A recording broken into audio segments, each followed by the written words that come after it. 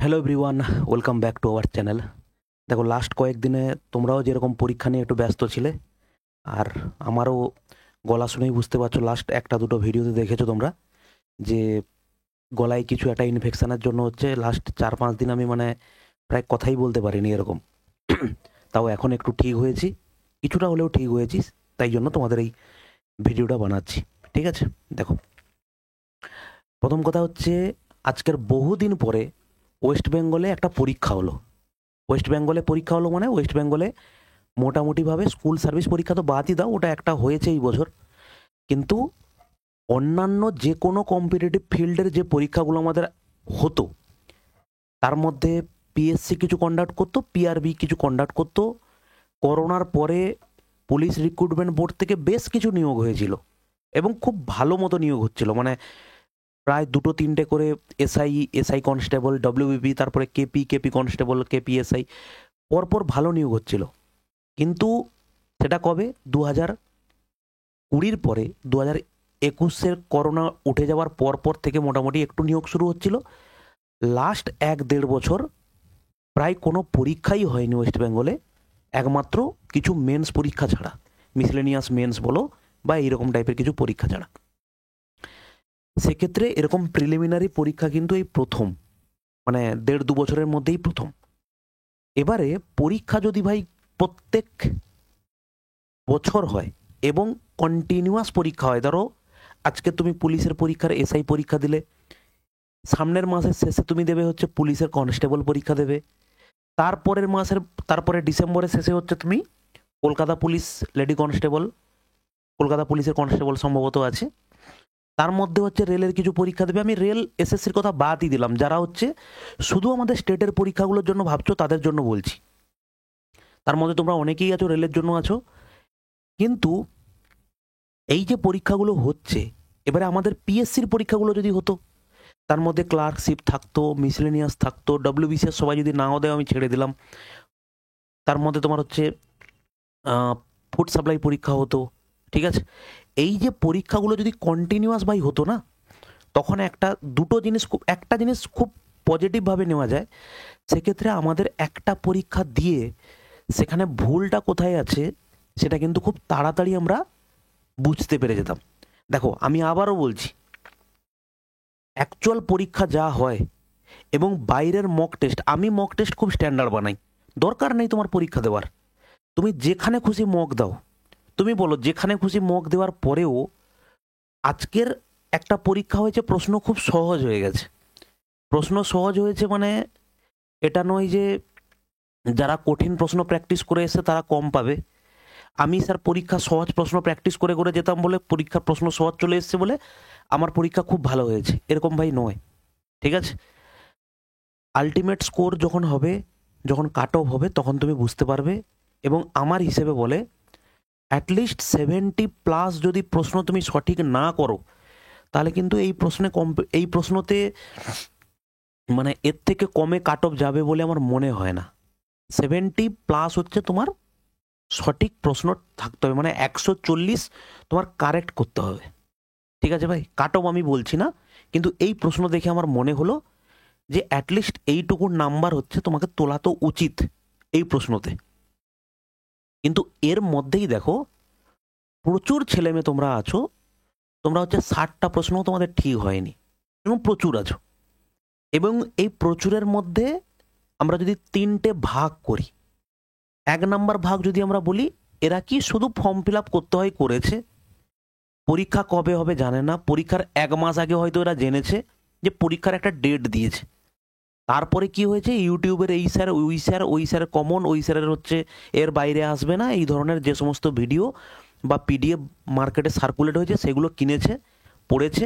এবং গ্যারেন্টি দিয়ে বলতে পারি, সেই সমস্ত টিচারের যে কন্টেন্টটা দিয়েছেন ওনারা, তারও 100% কনজিউম করতে পারেনি। কোনো একজন টিচার বলেছেন আমার এই প্রশ্নের বাইরে আসবে না বলে হচ্ছে 100টা প্রশ্ন করিয়েছেন বা 150টা করিয়েছেন বা 200টা করিয়েছেন, কিন্তু সেই 200টা প্রশ্নও করেনি এরকম প্রচুর স্টুডেন্ট আছে। ঠিক আছে, এর মাঝে কিছু মাঝারি টাইপের স্টুডেন্ট আছে। 1 নাম্বার কি বললাম, এরা কোনো বই পড়েনি, কিচ্ছু পড়েনি, জাস্ট পরীক্ষার আগে হচ্ছে এরা ঠিক করেছে আমরা পরীক্ষা দিয়ে কিছু একটা করবো। দ্বিতীয় নাম্বার পয়েন্ট যদি আমি বলি, কিছু স্টুডেন্ট আছে এরা হচ্ছে বই পড়ে না, এরা কি করে সারা দিন ধরে ইউটিউবের এই টিচার, ইউটিউবের ওই টিচার, এর পিডিএফ, তার পিডিএফ, তাদের হচ্ছে দুনিয়ার সমস্ত টিচারের পিডিএফ তার দরকার, দুনিয়ার সমস্ত টিচারের, সমস্ত কোচিং সেন্টারের তার হচ্ছে স্টাডি মেটেরিয়াল দরকার, তার হচ্ছে পেড কোর্স তার দরকার, সব দরকার, সব নিয়ে নিয়েছে, কিন্তু পড়েছে তার মধ্যে 20% বা 30%, বা হয়তো পুরো পড়েছে কিন্তু সেগুলোকে রিভিশন দিতে পারেনি বা সেগুলোকে ঠিক করে কমপ্লিট করতে পারেনি। এরকম স্টুডেন্ট আছে যাদের পরীক্ষা আজকে খারাপ হয়েছে। আর 3 নাম্বার যাদের আমি বলি, এদেরকে মানে আমি এটা বলতে চাই যে কোনো দিন না, প্রত্যেকটা দিন ভালো যায় না ভাই। এরকম অনেক স্টুডেন্ট আজকে আছে যারা খুব ভালো পড়াশোনায়, খুব ভালো প্র্যাকটিস করেছে, সব কিছু করেছে, কিন্তু তারপরেও আজকের কোনো না কোনো কারণে পরীক্ষাটা খারাপ হয়ে গেছে।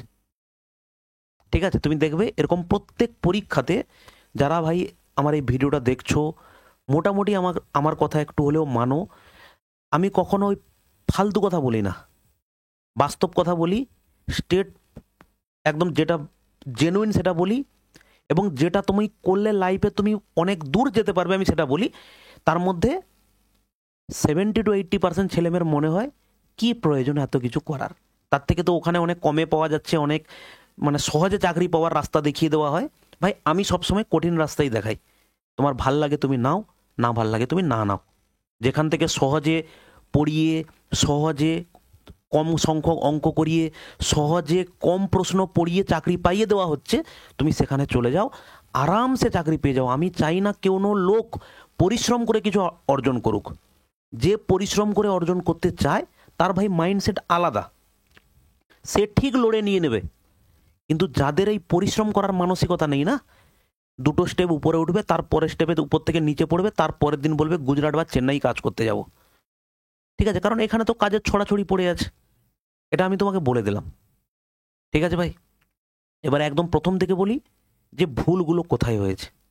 তোমরা যে ভুলগুলো তোমরা করেছো, যার কারণে আজকের এতদিন পরে একটা পরীক্ষা দেওয়ার পরে তোমার মনে হলো যে না পরীক্ষাটা আমার খারাপ হয়েছে, আমার পড়াটা ঠিক হয়নি, সেই পড়াটার ভুল কোথায় হলো তোমার? 1 নাম্বার ভুল আমি যদি বলি, আমি অনেক ভিডিওতে সেম কথাই বলি, অলমোস্ট সেম কথাই বলি, কিন্তু তোমরা বুঝতে পারো না, এবং অনেকে আছে তোমরা বুঝে ভাবো কি দরকার এত কিছু করার। কিন্তু আমি তোমাকে গ্যারেন্টি দিয়ে বলছি, একবার যা বলছি শুনে নাও, একটা বছর আমার কথা মতো চলে নাও, তারপরে যদি ব্যাক টু ব্যাক তুমি যদি পরীক্ষা ক্লিয়ার করতে না পারো, তুমি এসে আমাকে বলে যাবে। কিন্তু তোমাকে পুরো ডিসিপ্লিন ওয়েতে কিভাবে পড়তে হবে, যেটা প্রত্যেকটা ভিডিওতে প্রত্যেকটা জায়গায় বলি, ভাই বই পড়ো, একটা বইকে বারবার পড়ো, একটা বইকে তুমি এই কনফিডেন্স তুমি দেখাও যে স্যার এই বই থেকে আপনি যা প্রশ্ন করবেন তার 80 to 90% প্রশ্ন আমার বাদ যাবে না। এই ধরনের যদি তুমি কনফিডেন্স তৈরি করতে পারো না ভাই, অটোমেটিক্যালি তুমি দৌড়াবে। ঠিক আছে, যেটা প্রথম পয়েন্ট, সেটা হচ্ছে তোমাকে যেটা করতে হবে সেটা হচ্ছে কি বই পড়তে হবে। প্রথম হচ্ছে তোমাকে যেটা, সেটা হচ্ছে বই পড়তে হবে ভাই। বইয়ের বিকল্প পিডিএফ কোনো দিন হতে পারে না। আমরা পরবর্তীকালে একটা ভিডিওতে আলোচনা করব যে বইয়ের আর পিডিএফের মধ্যে পার্থক্য কী। তুমি একটা জিনিস ভাবো, তুমি যে কোনো বই নিয়ে নাও, ঠিক আছে, যে কোনো বই, ধরো আমি তোমাকে একটা বই দেখাচ্ছি, যে কোনো, দেখো আমার কাছে যে কোনো সামনের পাশে যে বইটা পেয়েছি আমি তোমাকে সেটাই দেখাচ্ছি। এটা হচ্ছে তরুণ গোয়েল স্যারের বাংলা ভার্সানের বই। এটা তুমি ইংলিশ ভার্সানের বই নাও, তুমি লুসেন্টের বই নাও, তুমি যে কোনো বই নাও, আমি জাস্ট তোমাকে এক্সাম্পল হিসেবে বলছি। এই বইতে ভাই পেজ সংখ্যা কত আছে? 592টা পেজ আছে এই বইতে। ইংলিশ ভার্সানের পেজ সংখ্যা একটু কম হচ্ছে, মোর অর লেস। কোনো বই 500 পেজের যদি নিচে হয় তুমি জানবে যে হচ্ছে ওই বইটা হচ্ছে বেস্ট বই, কারণ এর থেকে বেশি পেজ যদি হয় না তুমি পড়ে মনে রাখতে পারবে না, এবং পড়ে মনে রাখতে পারবে না। দ্বিতীয় কথা হচ্ছে তুমি রিভিশন দেওয়ার টাইম পাবে না। রিভিশনও কিভাবে দিতে হবে, তুমি একবার পড়ে তারপরে তোমার নোট বানাতে হবে। আমাদের এই চ্যানেলে কিভাবে তুমি ভালো নোট মেকিং করতে পারবে সেটা বানানো আছে, দেখতে পারো। এবারে ভাবো, এই একটা বইতে এই যে ভাই পেজ সেটিং করা না, এই যে পেজ সেট করা, এটা একটা প্রফেশনাল লোক করে। এই যে বইয়ের যারা পেজ সেট আপ করে, এটা প্রফেশনাল লোক করে, কোনো টাইপিস্ট করে না। কিন্তু এই যে পেজ সেট আপটা এমনভাবে হয় যাতে এই একটা পেজে যতটা বেশি সংখ্যক ইনফরমেশান দেওয়া যায় দেওয়া হয়। তোমাকে এবার আমি একটা কথা বলি, মার্কেটে যে সমস্ত পিডিএফ বিক্রি হয় না, যে সমস্ত পিডিএফ বিক্রি হয়, এই বইয়ের একটা পেজ মার্কেটের যে পিডিএফ বিক্রি হয় তার মিনিমাম 5-6টা পেজের সমান। তাহলে তুমি ভাবো, একটা বইয়ের 500 পেজ আর একটা পিডিএফে 300 পেজ কন্টেন্ট, কোনো দিন এই বইয়ের 500 পেজের সঙ্গে তোমার কম্পিটিশন করতে পারবে?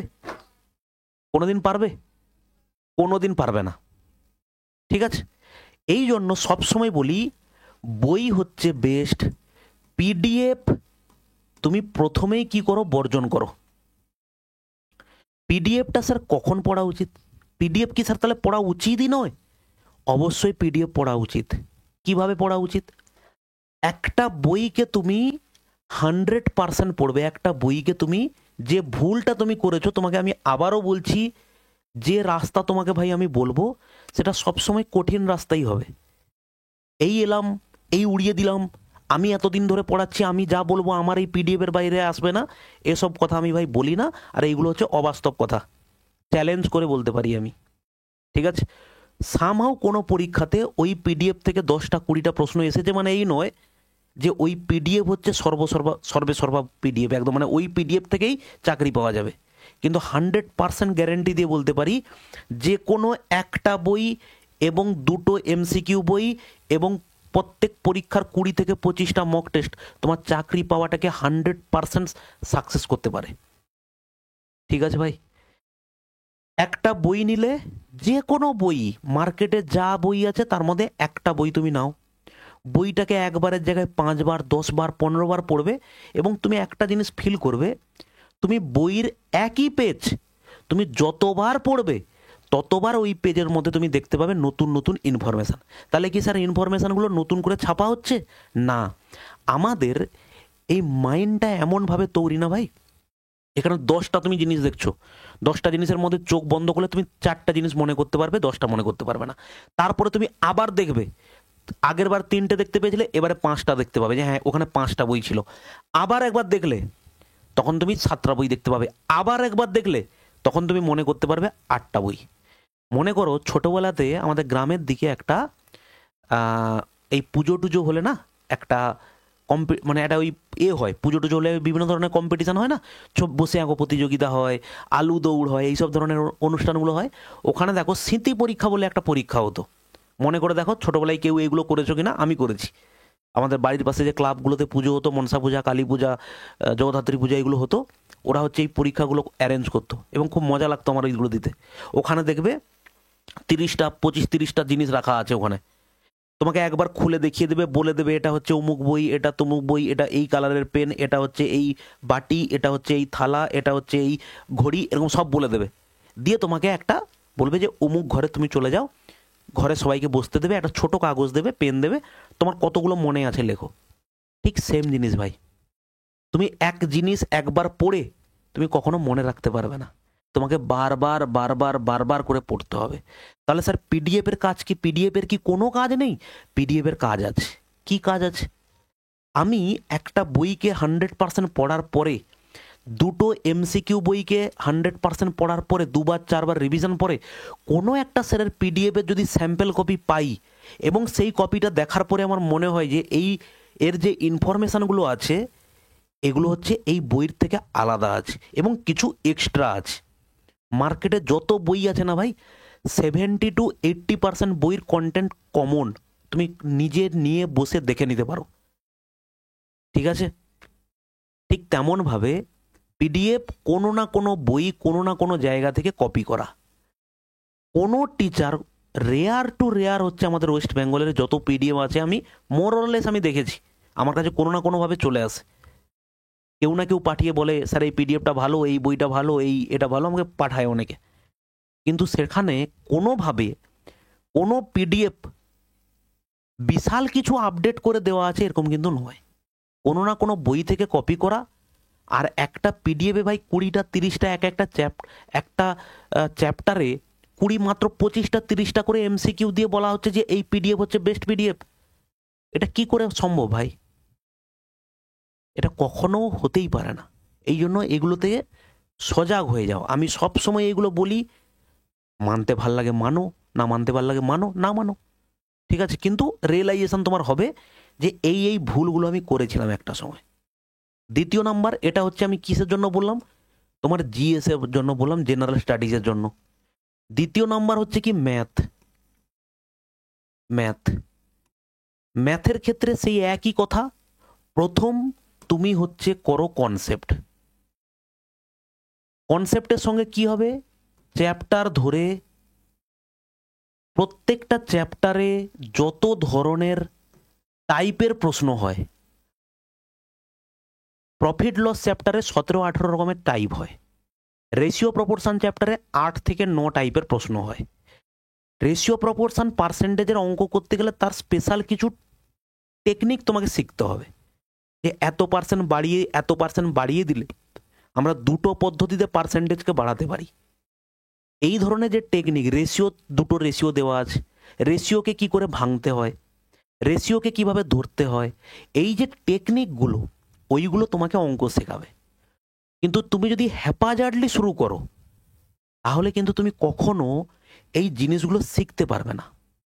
কিরকম, তুমি একবারে চ্যাপ্টার ধরে টোটাল 25টা মতো চ্যাপ্টার দাঁড়াবে ভাই, টোটাল 25টা চ্যাপ্টারের প্রত্যেকটা টাইপ ধরে প্রশ্ন করো।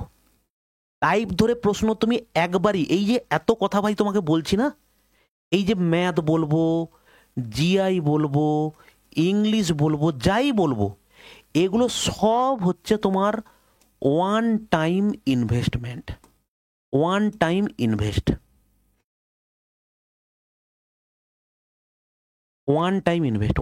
ইনভেস্ট মানে কি, তুমি এইগুলো সব জীবনে একবারই পড়বে, আর তারপরে যতদিন না চাকরি পাও না ভাই, ততদিন পর্যন্ত শুধু রিভিশনই তুমি করবে।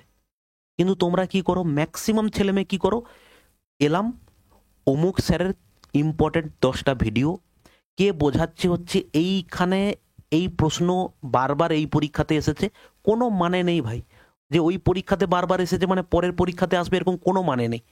কিন্তু তুমি যদি এই জিনিসগুলো, হ্যাঁ আর একটা কথা বলে দিচ্ছি, এখানে কিন্তু আমি কোনো কোর্স বিক্রি করছি না।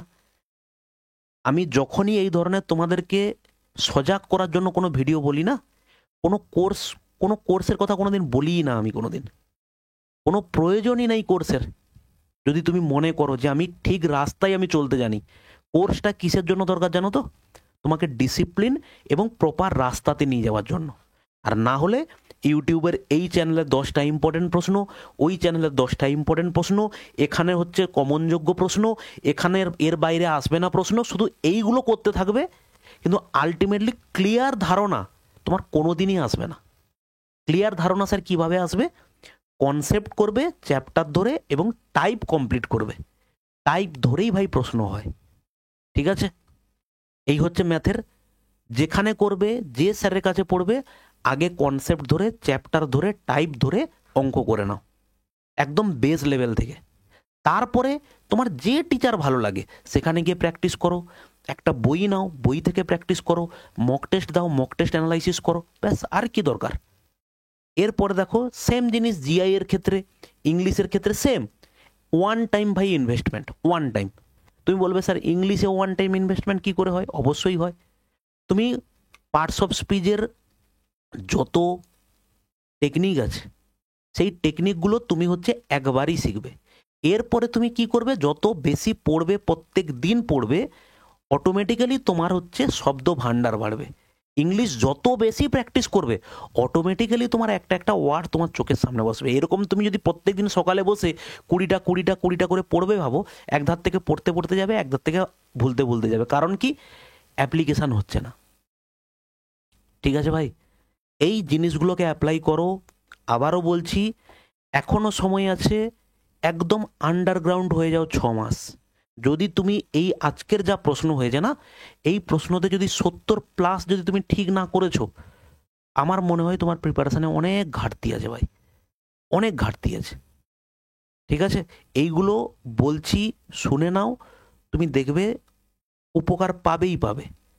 এরকম নয় যে তোমাকে এইসব বলে মানে তুমি ভুল করছো না, অবশ্যই ভুল করছো, না হলে তোমার স্কোর বেড়ে যাওয়া উচিত। আর এই ভিডিওটা তাদের জন্যই যারা হচ্ছে এখনো ভালো স্কোর করতে পারছো না। ঠিক আছে ভাই, এইভাবে প্রত্যেকটা জিনিস রেডি করো। আবারও বলছি, বেসিক যদি রেডি না থাকে, তুমি প্রত্যেক পরীক্ষাতে তুমি গিয়ে ট্র্যাপে ফেসে যাবে, প্রত্যেক পরীক্ষাতে।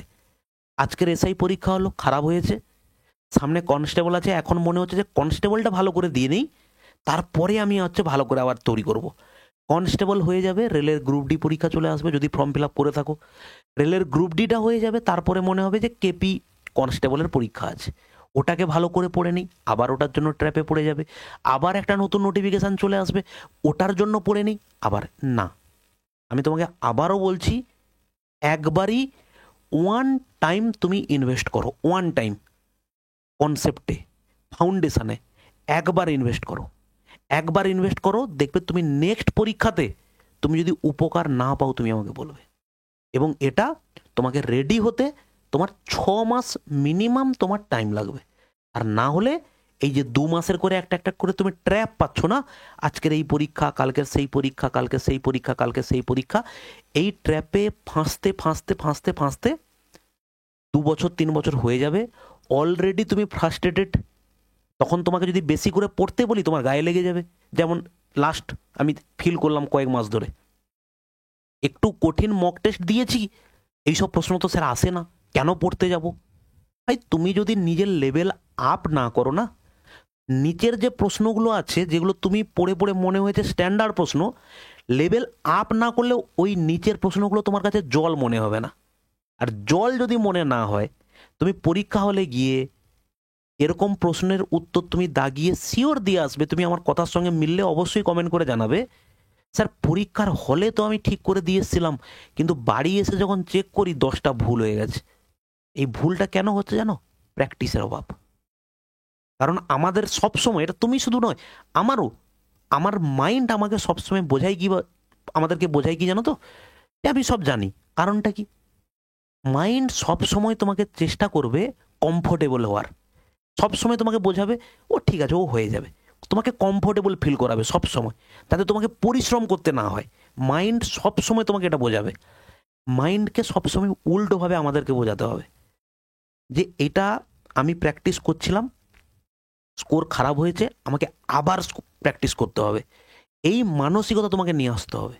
আর না হলে তুমি সব সময় দেখো তোমার একটা স্যাটিসফাই তুমি ফিল করছো, এই প্রশ্নগুলো এগুলো সব তো আমি পারি, এই প্রশ্নগুলো এগুলো সব আমি পারি। না, আলটিমেটলি পরীক্ষায় গিয়ে দেখো তুমি যা জানো বলে দাগিয়ে এসেছিলে না, সহজ বলে দাগিয়ে এসেছিলে, তার মধ্যে থেকে তোমার 10টা 15টা এমনিই ভুল হয়ে গেছে। ঠিক আছে, এগুলো কেন? এগুলো হচ্ছে প্র্যাকটিসের অভাব। বারবার করে প্র্যাকটিস করতে হবে। একটু লেভেল হাই প্রশ্ন হতে গেলে নিচের লেভেলের প্রশ্নগুলো তোমার কাছে জল মনে হবে, এবং তুমি যখন একটা হাই প্রশ্ন দেখতে পাবে যে প্রশ্নটা তোমার এখতিয়ারের বাইরে, তোমার সবসময় মনে হবে কি, ওই প্রশ্নটা যখন দেখেছো, আরে এই প্রশ্ন তো আমি পড়িনি, তখন তোমার মাথায় খেলবে যে আমার এই এই প্রশ্নগুলো তো আমি জানি। যখন তুমি যদি, তোমাকে আমি যদি এক্সাম্পল হিসেবে বলি যে নর্মাল তুমি হিস্ট্রি, জিওগ্রাফি, পলিটি, ইকোনমিক্স যে কোনো জায়গা থেকে প্রশ্ন নাও, পলিটি, পলিটি ধরো আমি পার্লামেন্টের একটা প্রশ্ন পারলাম না, আরে পার্লামেন্ট মানে তো তিনটে স্তম্ভ নিয়ে পার্লামেন্ট গঠিত, লোকসভা, রাজ্যসভা, প্রেসিডেন্ট। প্রেসিডেন্টের এই প্রশ্ন দিয়েছে, অথচ প্রেসিডেন্টের আমি সব প্রশ্ন জানি, প্রেসিডেন্টকে ইমপিচমেন্ট করা যায় কিভাবে, প্রেসিডেন্ট কত নম্বর আর্টিকেলের মধ্যে আসে, এগুলো তো আমি সবই জানি, প্রেসিডেন্টকে কারা নিয়োগ করে, তার হচ্ছে কলিজিয়াম কি আছে, এগুলো তো সব আমি জানি, কিন্তু এই প্রশ্নটা কি করে চলে আসলো? তখন তোমার মাথাতে দেখো খেলবে যে এই প্রশ্নগুলো আমার পাশে জানা ছিল, অতএব জানা ছিল মানে তুমি এক চান্সে তোমার কিন্তু ওগুলো রিভিশন হয়ে গেল। কিন্তু যেটা তুমি জানো না দেখে নিলে, তখন তোমার মাথায় এলো কি না এটা আমার জানা নেই। ভাই এইভাবেই হচ্ছে একটু একটু করে ডেভেলপ হবে তুমি। এরকম নয় যে গতানুগতিক যা পড়ছি তাই পড়ছি, ওই রকম প্রশ্নের স্ট্যান্ডার্ড আসে বলে আমি শুধু ওই স্ট্যান্ডার্ডই পড়বো। দেখো তুমি পরীক্ষা গিয়ে কিন্তু অনেকটা ভুল করে চলে আসবে। এগুলো ভয় দেখানোর জন্য নয়, তোমাকে আমি বাস্তব কথা বলছি। কমেন্টগুলো দেখে নেবে, অনেকেই কমেন্ট করবে, আমি যা কথা বলি, আমি যখন ফেল করতাম সেই ফেলটা আমি ম্যাক্সিমাম স্টুডেন্টের মধ্যে দেখতে পাই যে হ্যাঁ এরা হচ্ছে এই এই কারণের জন্য ফেল করে, কারণ আমি ফেলটাকে রিকভারি করেই চাকরিটা পেয়েছিলাম ভাই। আমি বুঝতে পেরেছিলাম যে এইগুলো আমার হচ্ছে ফেল। তুমি দেখো আমি যতগুলো ফেল হওয়ার তোমার যে সম্ভাবনাগুলো বলি তার মধ্যে 99% হচ্ছে তুমি ওই জিনিসগুলো করে এসেছো। জাস্ট একটু নিজেকে চেঞ্জ করে নাও, দেখো তুমি কতটা পজিটিভ ফিল করবে। ঠিক আছে ভাই, এইটুকু বলার, আশা করছি একটু তোমাকে বোঝাতে পারলাম। এবং ভুলে যাও আজকে কোনো একটা দিন, যারা খুব ভালো প্রিপারেশান নিয়েছিলে তবুও পরীক্ষাটা খারাপ হয়েছে তাদেরকে আমি বলবো তুমি ভুলে যাও আজকে একটা কোনো পরীক্ষা দিয়েছো, একদম কাল থেকে আবার ঝাঁপিয়ে পড়ো। ওই আমার একটাই কথা, দৌড় ততদিন পর্যন্ত চলবে যতদিন পর্যন্ত পিডিএফের নাম না দেখা যায়। ঠিক আছে ভাই, ভালো থাকবে, দেখা হচ্ছে পরে কোনো ভিডিওতে। ক্লাসগুলো করাতে পারছি না, আমার গলার একটু মানে ইনফেকশন হয়ে যাওয়াতে মানে যতটুকু বলছি ততটুকু অনেক জোর করে বলছি। ঠিক আছে, একটু রেস্ট নিয়ে নিই, গলাটা একটু ঠিক হয়ে যাক, আবার আমি ক্লাস করাবো। ঠিক আছে, ভালো থাকবে, বাই।